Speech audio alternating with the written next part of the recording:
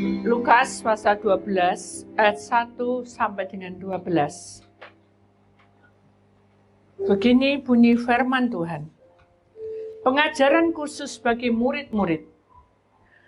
Sementara itu, beribu-ribu orang banyak telah berkerumun sehingga mereka berdesak-desakan.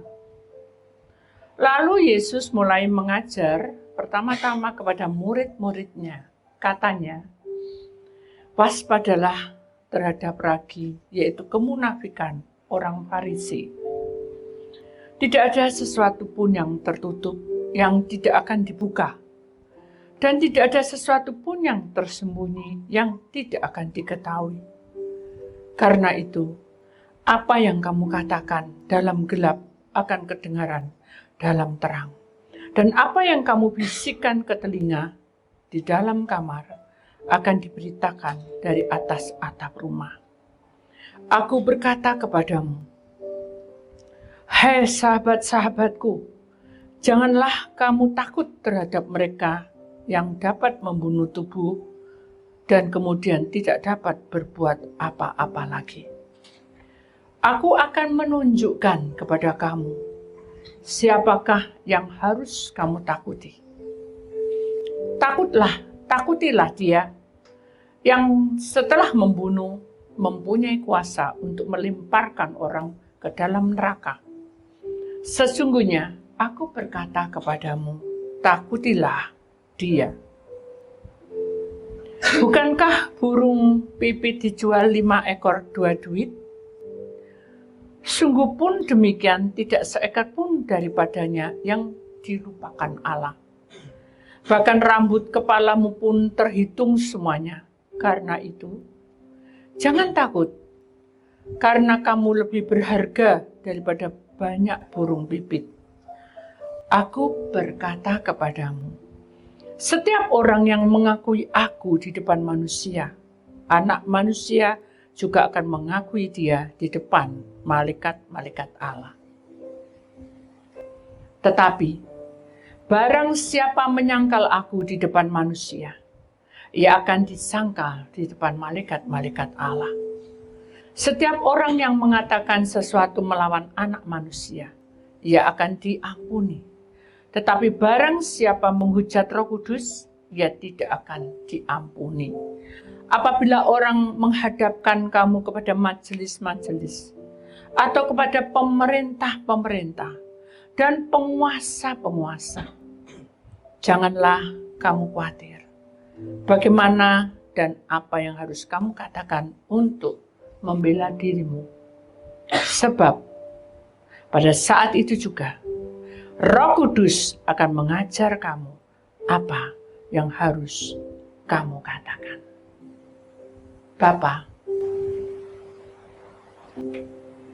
kami tahu berancangan yang kau berikan itu selalu ya dan amin.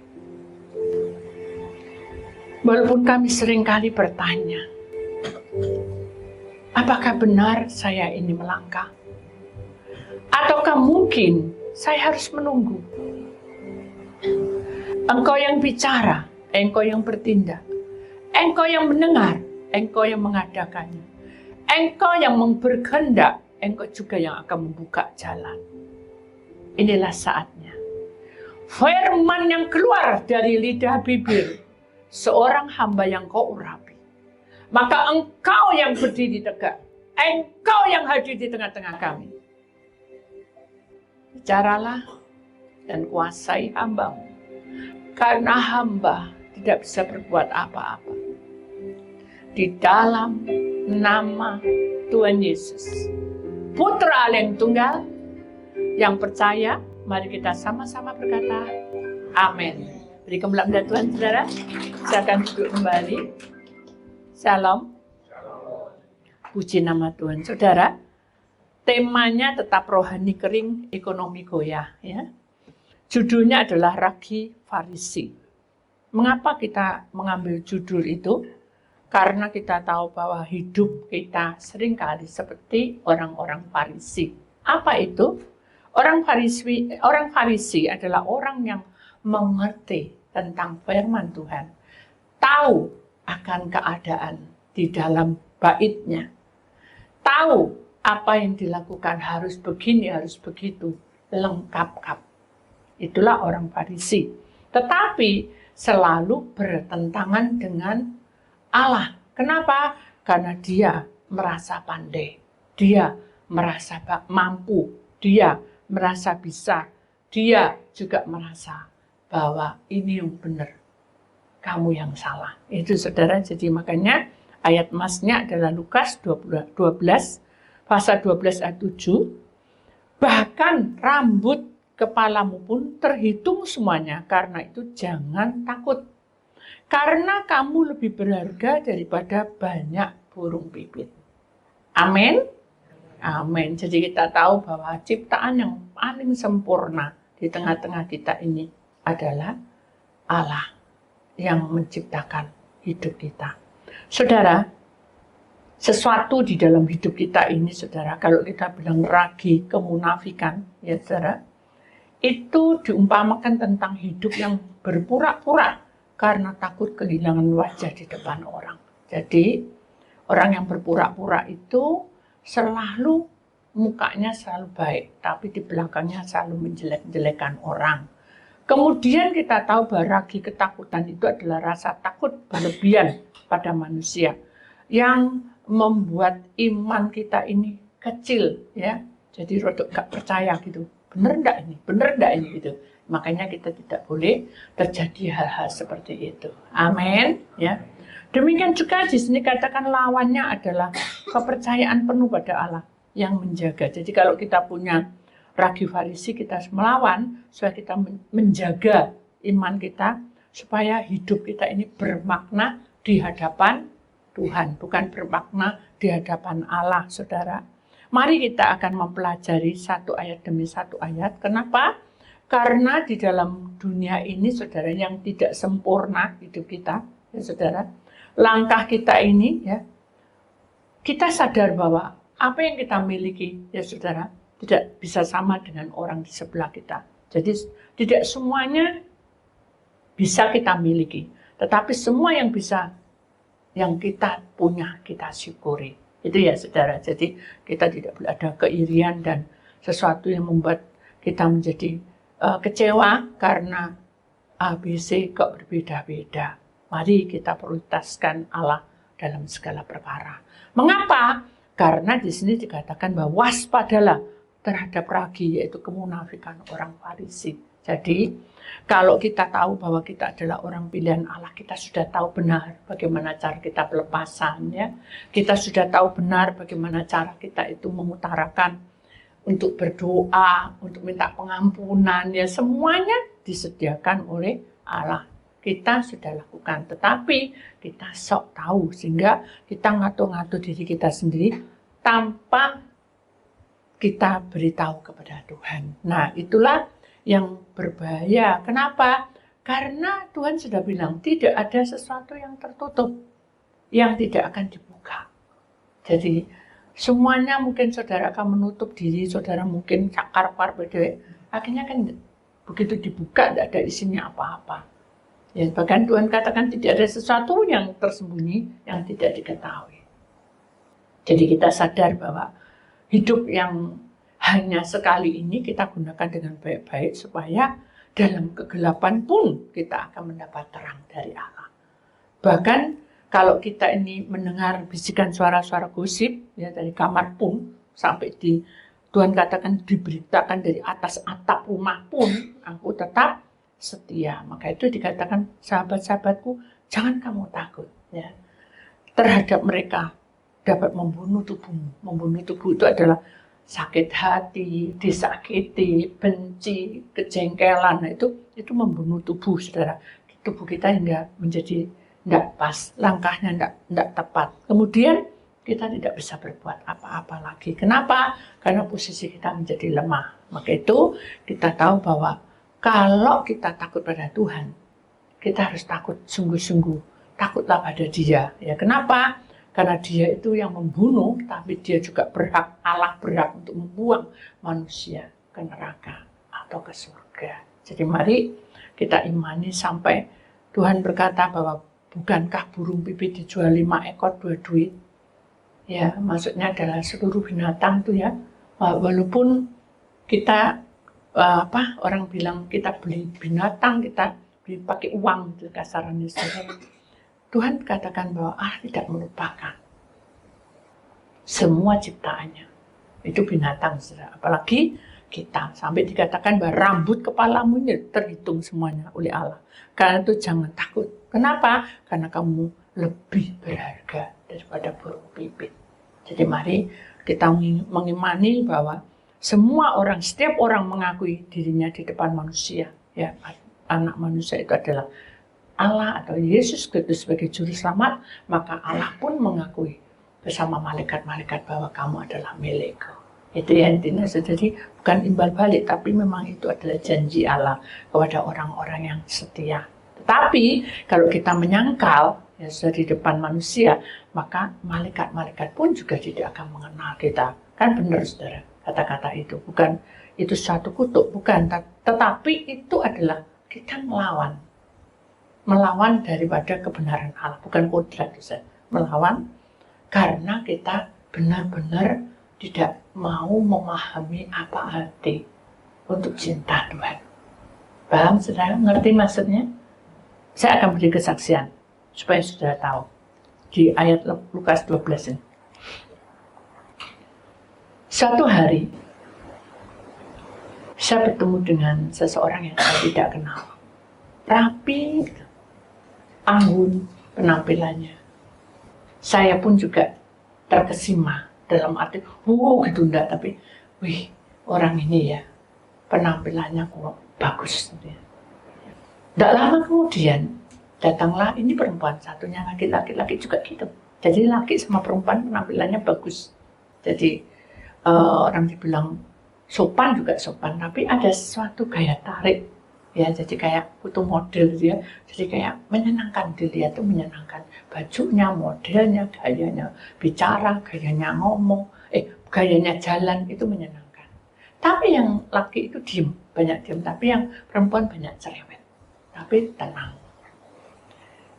Lalu saya ini tidak sengaja dia duduk di belakang saya dan saya ada di depan. Saya mendengar percakapan mereka itu seperti bertengkar. Tetapi kata-kata pertengkaran itu ternyata yang perempuan itu banyak cerewetnya, yang laki itu sekali ngomong itu medes. Mati aja kamu. Terus kata-kata yang kotor-kotor keluar. Jadi saya kaget tuh. Waduh. Kok bisa gitu ya? Padahal tadi itu makan berdoa, saudara. Nah, Tuhan bilang, nah, benar. Itu namanya orang yang mendukakan Roh Kudus. Jadi kalau orang yang percaya pada Tuhan itu, dengarkan baik-baik. Seorang yang percaya kepada Tuhan, di atas kepalanya pasti ada burung merpati. Tanda bahwa kamu menjadi milik Allah. Dan burung merpati Roh Kudus itu masuk dalam hidupmu. Tapi kalau kamu menyembah pada Allah, maka burung merpati ini ada di atasmu itu melambangkan tentang pengurapan. Tapi Roh Kudus di dalam hatimu. Tapi ketika kamu berkata-kata kotor, maka Roh Kudus di dalam hatimu itu sedih. Karena itu utusan Allah. Roh yang paling dekat pada manusia adalah Roh Kudus, bukan malaikat. Jadi saudara, ketahui bahwa Allah Bapa, Yesus sebagai anak juru selamat, kemudian malaikat, barulah Roh Kudus dan manusia. Itu tata otoritasnya, saudara.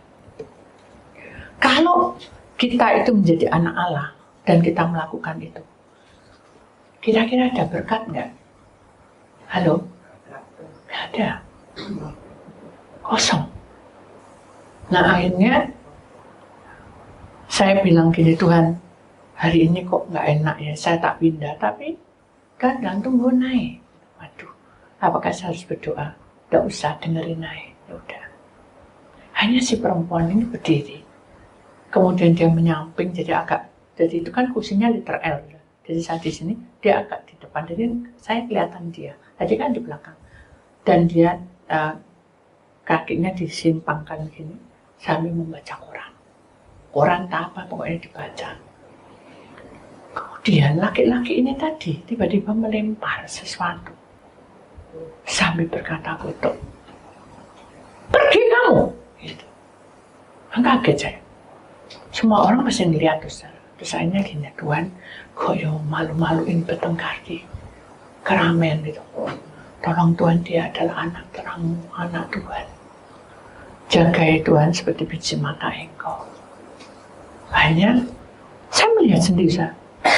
Jadi orang yang amarah itu tadi kan mendekat. Itu tuh mukanya bukan seperti orang. Mukanya ini kayak topeng hitam tuh. Ini bolong ya. Saya kan tahu ya. Kalau film apa tuh yang hitam, bolong gitu. Terus ininya mengu gitu lah. Mulutnya tuh lobak gitu, hitam. Ini hitam, ini hitam. Terus ininya kayak ada kudungnya gitu. Nah ininya juga ada putihnya gitu. Jadi kayak sayap tapi pendek banget gitu, kayak kain mori gitu. Jadi dia itu dengan lantangnya dan marah-marah itu bergerak.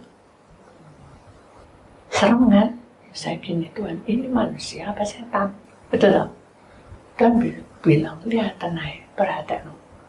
Lihat, ternyata gini, bisa berubah-ubah. Jadi sebentar manusia, sebentar roh itu. Sebentar manusia, sebentar roh itu. Ketika dia menggebrak meja itu, saudara, semakin amarah. Roh yang tadi keluar masuk itu masuk, jeruk. Jadi kayak apa ya, menyatu dengan tubuh dia, serap gitu kayak gitu, selep gitu ya. Begitu selep gitu ya, sudah lepas kendali, saudara. Dia mulai menarik sampai kalungnya lepas, dia punya kalung, ditarik dia. Kamu mau mati ya, kamu berani sama aku. Kamu ini perempuan. Nah, si perempuannya digitu marah. Masa bodoh? Begitu. Padahal saya lihat perempuan ini tidak kelihatan apa-apa. Begitu dia masa bodoh, barulah keluar, saudara, di belakangnya dia. Anak kecil-kecil, ada 2, 3. 2, tidak salah, kecil-kecil. Tapi gitu tuyul. Tahu tuyul aja ya? Ternyata bukan. Saya tengging-tengging tidak bisa. Segini, Tuhan, hari ini apa yang terjadi itu? Dibuka semua kisah kronologinya. Ternyata perempuan ini pernah keguguran. Satu jatuh, yang kedua tabrakan ya. Yang satu tabrakan, yang kedua memang dia menggugurkan. Nah, jangan saudara. Lalu saya bilang gini, Tuhan, apakah tidak ada jalan lain gitu? Saya sendiri juga takut dengan pertengkaran kayak gini gitu. Akhirnya sudah diamkan aja. Ya udah. Terus si perempuan itu biarin gitu tuh nangis. Sukuk-sukuk gitu. Dia duduk sukuk-sukuk di pojok. Akhirnya si laki-laki ini duduk.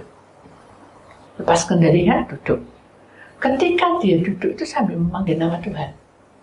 Tuhan, ya Tuhan, ampuni aku. Cuma Tuhan tuh nggak bisa. Ampuni aku. Baru dia sadar, keringatnya dilapin, dan peluk istrinya. Tapi istrinya kadang marah.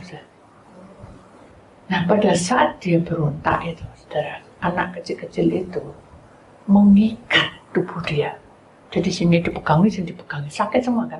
Sakit, padahal tidak apa-apa, saudara. Nah saya kan bingung, saudara. Yang narik itu anak kecil itu tadi. Hanya segini, apa ya Tuhan, ini apa ya Tuhan. Biarin aja, kelihatan aja. Sampai doa, Tuhan kirim malaikat Mikael, malaikat Gabriel, malaikat penerang itu. Tolong Tuhan beri malaikat penerang, hikmatmu menerang, pokoknya doa-doa gitu. Udah gitu, diam. Dia akhirnya lemes diem. Nah, minum, terus dia ngomong-ngomong enak-enakan. Tuhan bilang, datang nih. Bikin kok begini ya, gak kenal sudah datang nih, apa dulu ceritanya gitu. Enggak us. Enggak mau Tuhan, kau aja yang maju. Tuhan tidak maksa. Ketika kamu dibilang, ayo kamu pelayanan, kamu tidak mau. Tuhan tidak maksa. Ayo kamu berubah. Tuhan mau kamu berubah, tapi kamu tidak mau berubah. Tuhan tidak maksa. Tapi kan sebab akibat ada. Kenapa Tuhan bilang kamu harus melayani, kamu harus bertobat, kamu itu janji Tuhan. Seperti Tuhan katakan bahwa tidak ada sandal rambut pun. Di sini dikatakan, kita bacanya. Bahkan rambut kepalamu pun terhitung semuanya. Karena itu jangan takut karena kamu lebih berharga daripada banyak burung pipit. Jadi maksudnya adalah hidup manusia itu walaupun kamu tahu kebenaran, tapi kamu tidak lakukan, ya percuma. Itu juga boleh dikatakan kamu adalah orang Farisi yang cuma hanya sekedar tahu tapi kamu tidak mau ngelakuin. Berarti kamu seperti ragi Farisi.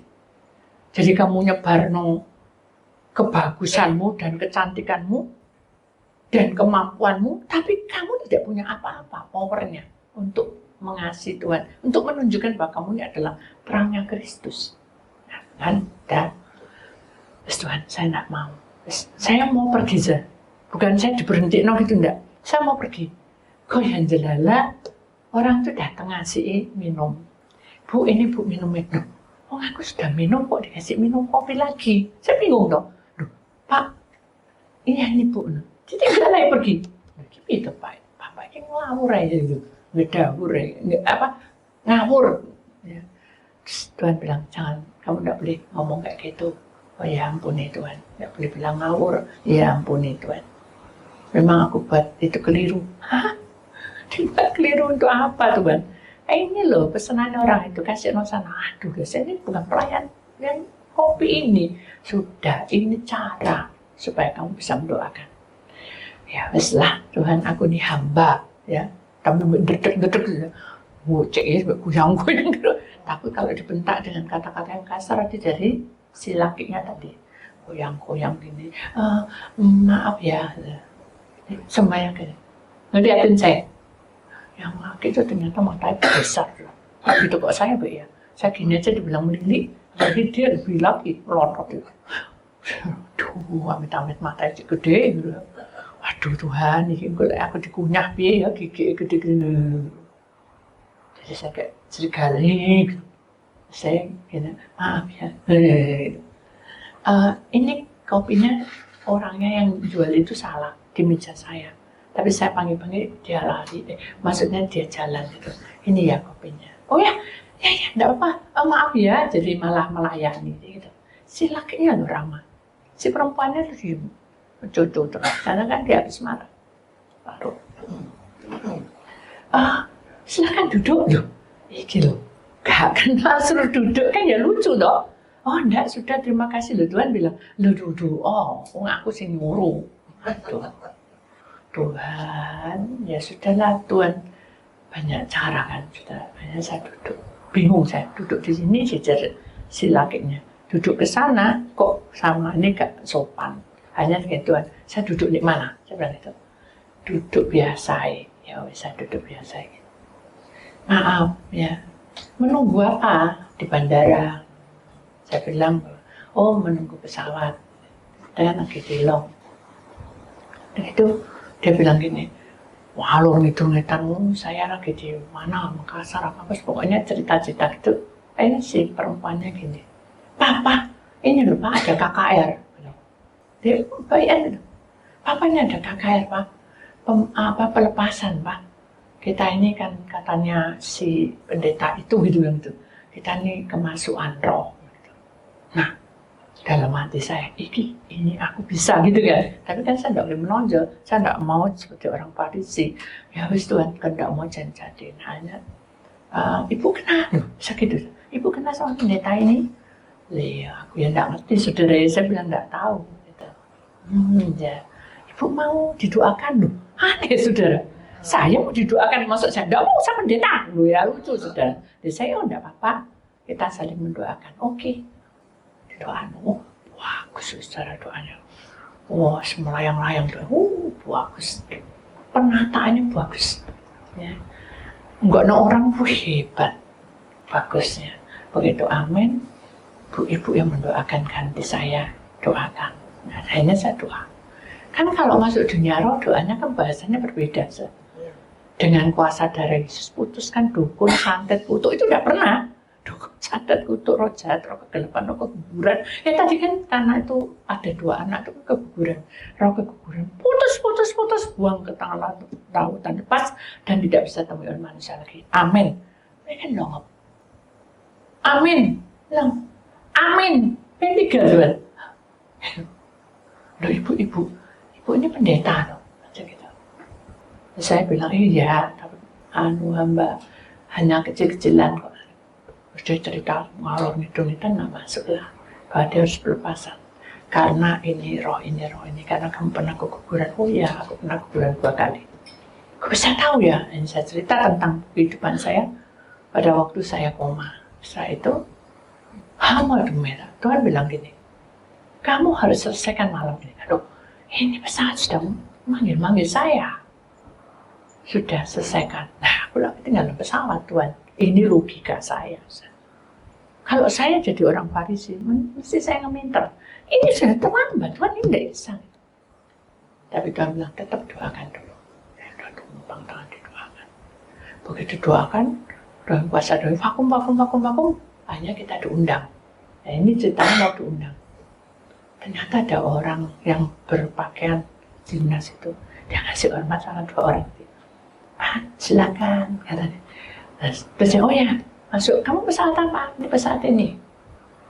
Oh ya, Doma, kita hanya aja, kan kita bukan ke Makassar, kita kan masih harus ke Jakarta dulu, gini. Terus dibuka, oh iya Pak, aku yang keliru. Hanya kita bersama-sama, saudara. Jadi saya masuk itu diiringi dengan orang tadi, diiringi yang pakai seragam tadi. Akhirnya kayaknya Tuhan terbaik ya. Bukan saya senang gitu, tapi saya tahu bahwa Tuhan terbaik. Rancangan Tuhan terbaik. Jadi dia ada di ruang bisnis, saya yang ada di belakang. Jadi nomor 2 dari situ. Lenceng. Gini. Ya, saya gini. Dan itu dengan seiringnya waktu Tuhan itu membuka. Kamu tahu enggak? Orang ini enggak tahu. Orang ini sudah lama ikut Tuhan, tapi tidak ada hasil. Selalu ada pertengkaran, selalu tidak ada sukacita. Buka semua. Kekayaan, kemampuan, kepandaian, semua ada dia miliki. Satu yang Tuhan katakan tidak dia miliki. Apa itu Tuhan? Kesetiaan dengan aku. Jadi kalau kamu tidak setia, Roh Kudus membukakan terus, itu kamu berdosa. Akhirnya, oh iya Tuhan. Nah, ini pelajaran buat anak-anakku. Sampaikan, kalau kamu cinta Tuhan, perintah Tuhan harus dilakukan. Kalau kamu cinta Tuhan, kamu harus mendengar pesan Tuhan. Kalau kamu cinta Tuhan, kamu harus melakukan belajar untuk mendisiplin dirimu untuk mengerjakan tugas-tugas. Kayak contohnya, saya bukan mengolok semua pelayan Tuhan ya. Selama kita libur ditiadakan ini, Senin sama Rebu, ada satu PR untuk mereka menyembah. Haleluya, haleluya, haleluya, haleluya. Gampang dong? Haleluya,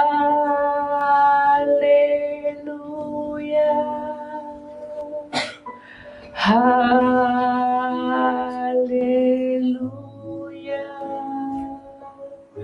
haleluya, haleluya.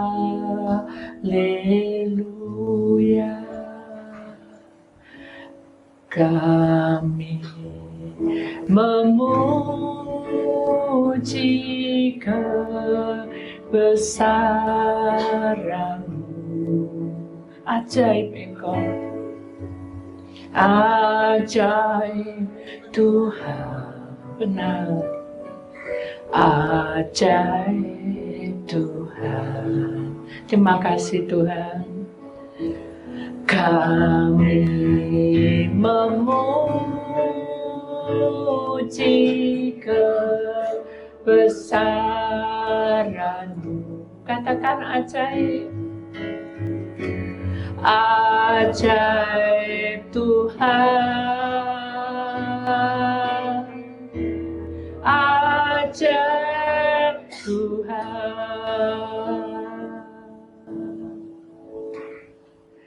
Mataku tertuju padamu segenap hidupku, ku serahkan padamu. Bimbing aku masuk rencanamu,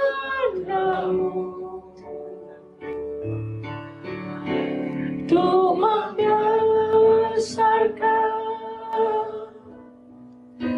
kerajaanmu. Imani saudara,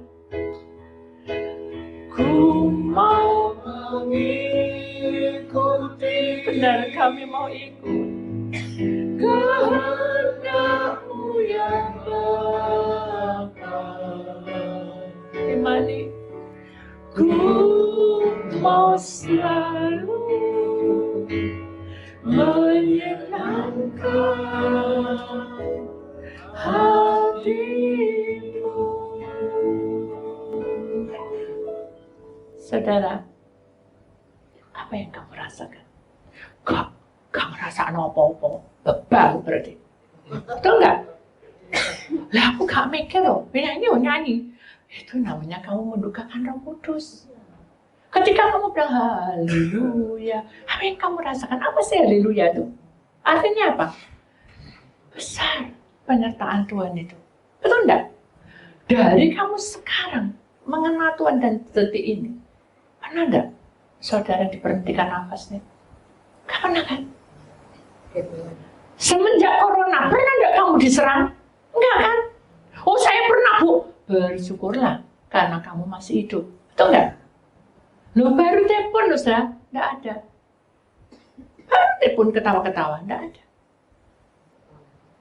Jadi kita bersyukur karena haleluya itu ada penyertaan Tuhan luar biasa. Amin. Mengapa kita bilang kami memuji kebesaran? Siapa yang bisa? Siapa yang sanggup membimbing hidup kita? Manusia tidak ada yang sempurna. Saya pun juga tidak bisa. Saya hanya sebagai pendoa. Kalau toh saat didoakan sembuh, saya bilang sama orang guru les keyboard, piano pakai keyboard, piano. Kenal Bu saudara di Jakarta? Saya baru tahu. Kalau dibilangi.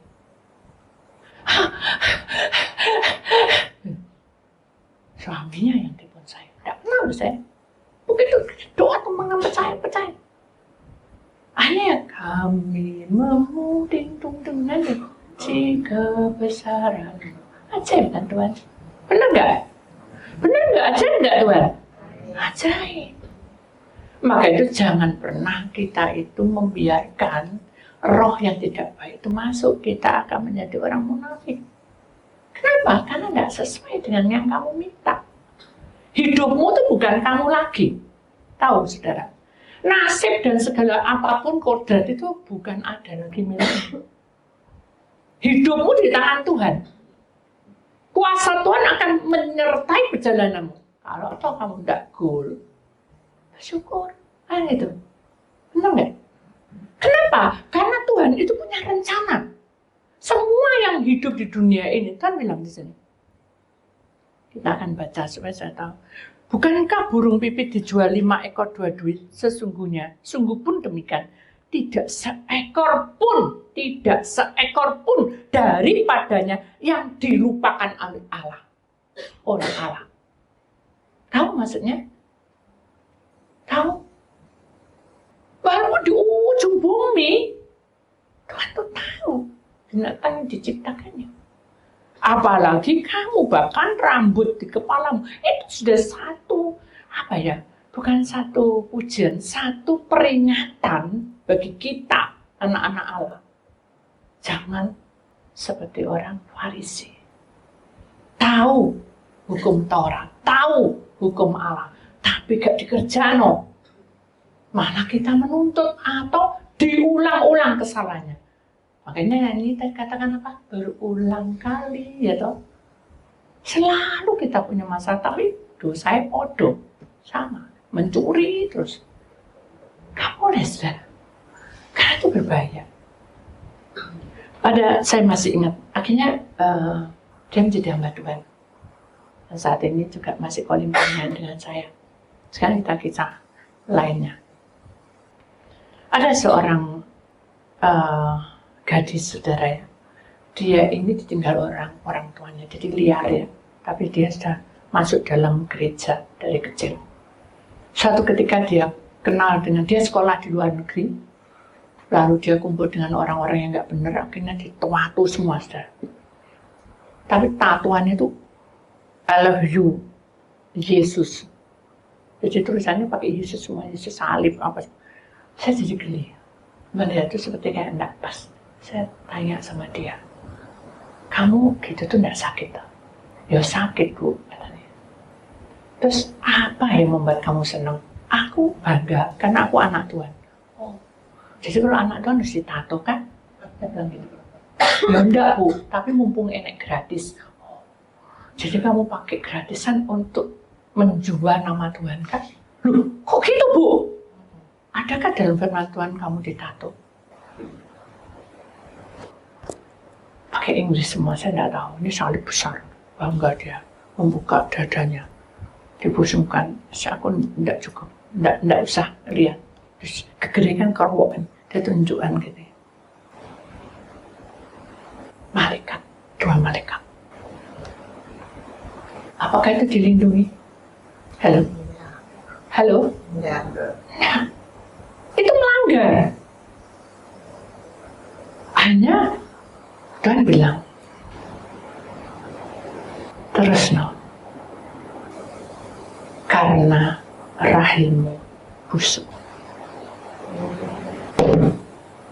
Jangan ngomong macam-macam. Saya digebrak gitu. Loh, kita ini kan lagi doa loh, 40 hari kan. Kamu puasa enggak? Lupa. Jangan ngomong lupa. Terus apa kerjamu di gereja? Makan minum, Bu. Ambil nyapu gereja. Nah, kok beda ambil saya dulu ya? Saya tidak makan minum di gereja, tapi saya melayani. Tapi kan tidak boleh membanding-bandingkan. Nah itu saudara. Kalau kita sudah merasa benar, melihat orang yang berdosa, kita banding-banding diri kita, wah sih benar aku. Tidak boleh. Tuhan tegur. Harus dihapus itu. Aku nanti jadi orang Farisi kamu. Oh ya. Hanya saya bilang, ayo sudah. Kamu yang sabar, ayo kita doa, menyembah, kita doa, menyembah. Terus setiap kali kita doa menyembah, dia tuh kayak orang menggigil. Giginya kedek. Saya bilang, loh, kamu kenapa? Ada waktu kedinginan, matiin semua AC. Tetap kedinginan saja. Akhirnya saya bilang, Tuhan ada apa sih Tuhan? Tidak apa-apa, doa aja. Kita doa. Gini saudara, seorang yang punya misbah doa, saya tahu ya meja doa itu misbah doa namanya. Jadi kayak meja gini. Kalau kita berdoa itu langsung bisa nyambung. Lah, anak ini punya misbah doa. Makanya saya ajak dia berdoa. Ayo kita doa, hidupmu kembali mejamu. Misbah doamu. Gak bisa, aku gak kuat. Dibuka kronologinya. Bagaimana kuat? Kalau kita pulang semua, dia keluar, saudara. Ke dunia malam. Benar dia tidak minum-minum. Tapi dia hanya menyaksikan orang cantik, orang tampan. Transfer enggak? Cuma lihat toh. Halo? Transfer enggak? Loh, transfer enggak? Bisa, roh yang enggak benar bisa masuk enggak? Kenapa? Lewat apa? Lewat apa? Ayo tim doa. Yang kemarin jadi belajar lewat apa? Mata, pikiran, hati, ya kan? Wah, orang itu ya cek ganteng nih, tampan ya, sayang dia mabuk-mabuk. Loh, kata sayang tuh, bukan sayang cinta tuh, eman gitu. Masuk saya. Jadi, saudara itu harus hati-hati. Kalau saudara bukan orang Farisi yang betul-betul cinta Tuhan, saya tidak akan melakukan hal itu. Konyol. Hanya dia bilang sama saya, aku ini tidak kuat dingin, tidak mungkin. Masih ada sesuatu. Terus ambil air putih, kata Tuhan, ini bisa doa minum. Saat dia minum tuh tumpah semua, sudah ngutang. keluar muntah. Jadi minum itu airnya yang bukan air yang nggak tahu di dalam tuh keluar semua putih berbusa-busa, serem kan baunya, sengar. Akhirnya saya bilang, Tuhan apa yang terjadi? Ya karena begitu air ini dikuduskan dan didoakan masuk, dia mengeluarkan semua orang yang tidak baik, lemes dia. Begitu lemes didoakan, dia mulai cerah. Kita doa barulah masuk dalam pelataran Tuhan. Ketika masuk, Tuhan hanya bilang gini, kuduskanlah tubuhmu lebih dulu. Saya bingung, apa nih dikuduskan? Hanya bilang, apa ya Tuhan? Kenapa? Karena tato yang dimasukkan itu pakai ilmu. Jadi orang bisa melihat tuh ketarik dengan dia. Jadi kayak susuk. Ada sesuatu dimasukin tapi pakai ilmu, pakai jumpa jampi. Jadi itu hidup semua kelihatan loh, hidup sudah. Malaikat tapi bukan dari Tuhan. Nah makanya saya bilang ya sudah kita doa pelepasan sampai berapa kali tetap gitu terus gitu. Akhirnya saya bingung Tuhan apa yang salah. Nggak apa-apa, dia netralkan darahnya, aliran darah. Jadi darahnya dibersihin semua, auranya dibersihin tuh kurang lebih hampir 3 bulan, ya kan? Dikurus badan, sakit-sakit itu. Terus Tuhan bilang, sebelum waktunya tiba, ya, kamu harus bersihkan tatunya. Aduh, piye Tuhan corong itu, bilang itu. Aduh, ini susah nih. Akhirnya Tuhan tuh banyak cara. Di situ ada dokter. Dia lagi omong-omong itu makan bersama kan dengan pelayan Tuhan. Dia bilang, aku kemarin habis menghapus tato. Kaget saya. Hanya Tuhan, boleh tidak saya ngomong sama dokternya? Oke. Dan saya bilang, ini gini. Oh, enggak apa-apa. Yuk kita puasai, kita buang tatonya. Buang ini sudah. Ya, dibersihin dasarnya. Semua dibersihin. Kau benar. Karena ada isinya, saudara, itu berbahaya. Kalau hanya tato, enggak apa-apa. Tapi ada isinya, itu berbahaya. Diambil semua. Begitu diambil semua, saudara, dia lemas, kasih vitamin, lemas, terus diinjeksi, segala macam. Dia cuma hanya buka mata, tutup, itu masih muda. Nah, benar kan? Kalau kamu menjadi milik Tuhan, maka ragi Farisi tidak menguasai hidupmu. Nah, akhirnya begitu dia bilang, sudah hidupku tak serana sama Tuhan. Aku melihat banyak malaikat. Dia sering nyanyi haleluya. Malaikat itu manggil aku. Ayo ikut aku ke Firdaus. Apa sih Firdaus itu? Firdaus itu antara dunia dan juga batas bumi. Ya, jadi itu alam roh. Oh, ya gitu aku tak ikut surga, ya gitu. Enggak apa-apa, mengalir aja di doa. Doain. 1 tahun lebih, saudara, tidak ada dia. Tapi sudah bersih semua. Nah itu, saudara, mari kita pelajarin bahwa Tuhan itu selalu menghargai ya hidup kita. Mari kita menghargai tubuh kita, menghargai hidup kita masing-masing. Amin. Jadi kita tidak boleh menyalahkan si A, menyalahkan si B. Hidup kita selalu hidup bahagia. Amin. Senyum aja gembira. Amin. Yuk, senyum aja gembira kiri kanan. Senyum aja gembira, ya. Mari kita imani bahwa Tuhan berkuasa atas hidup kita. Itulah firman Tuhan, saudara. Tuhan pasti membuka jalan dan memberikan solusi yang terbaik. Dan Tuhan memberikan jalan di mana Tuhan janji Tuhan itu ya dan amin.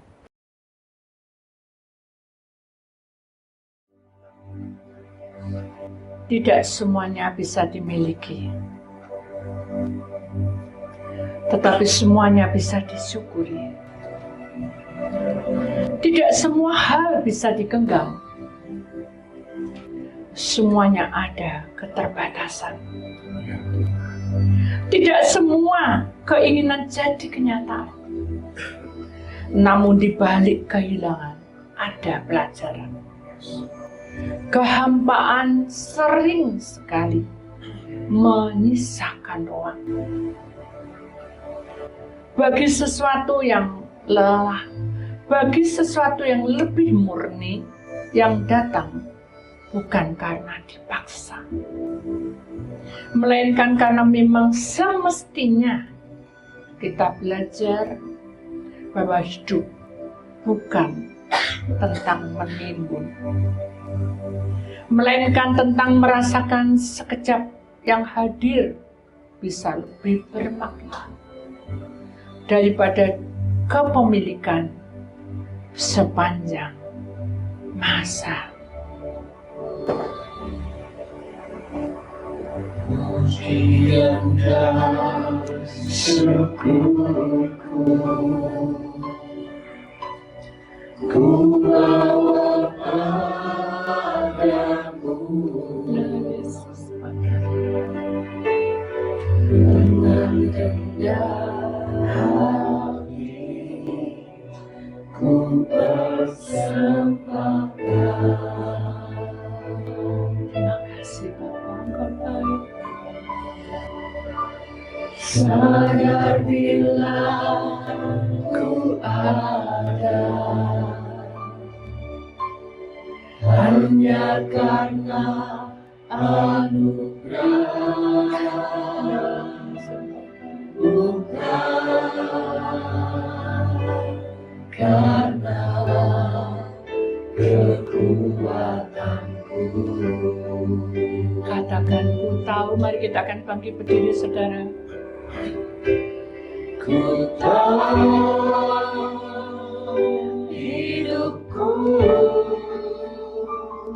adalah penyembahan. Kau ciptakanku dalam kemuliaan-Mu. Terima kasih. Ku tahu hidupku Terima kasih Yesus. berharga. Terima kasih Yesus. Di matamu segenap hidupku Katakan sekali lagi, ku tahu dengan iman saudara. Terima kasih. ku tahu hidupku adalah penyembahan. Kau ciptakanku dalam kemuliaan-Mu.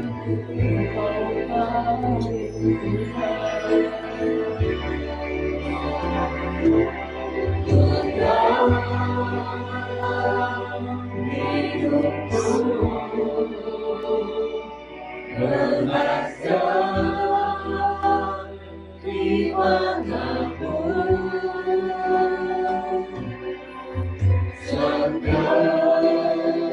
Nasib Tuhan bersembahkan. Angkat tanganmu tinggi-tinggi. Terima kasih Tuhan buat firman.